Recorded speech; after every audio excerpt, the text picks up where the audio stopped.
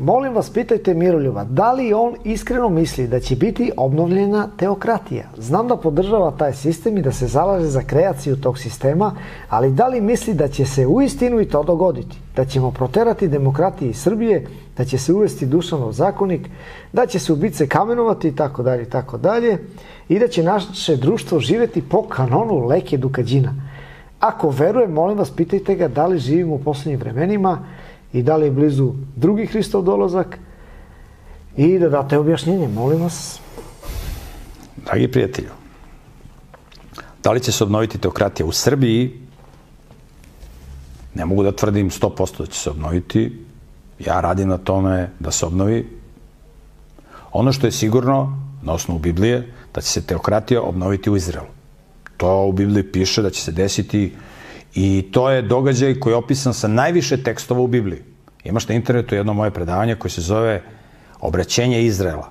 Pogledaj to predavanje, tu sam objasnio. Čuveni profesor Enrico Josif je rekao da će do obnove teokratije u Izraelu i do obraćenja Jevreja svome Bogu se desiti preko Srba. To je on rekao.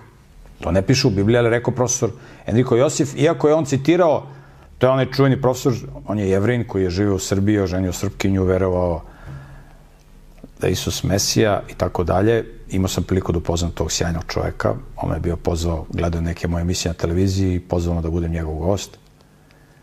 To je za mene jedan od najvećih komplimenata, ne ove diplome koje imam, nego to što me je uvažao profesor Enrico Josif. Bio sam jednom gost kod njega u kući, u njegovom stanu, na Slavi. On je imao sve diskove sa mojim predavanjima i slušao je. Sviđalo mu se to što sam ja pričao. U svom slučaju, on je rekao da u knjizi proroka Isaije u 55. poglavlju postoji tekst gde se između ostalo kaže i poznaćeš narod kojega nisi znao. I tu se na nekoliko mesta govori o tom narodu kojeg nisi znao i profesor Enrico Josif je smatrao da se to odnosi na Srbe. Ja ne mogu da tvrdim da je to 100% tačno. Tako da ne znam da li, ne mogu da tvrdim 100% da će se obnoviti teokratija u Srbiji, ali radim na tome i postičem ljude da se poprave, da budu bolji i moralniji, jer to je način kako možda dođe do obnove teokratije.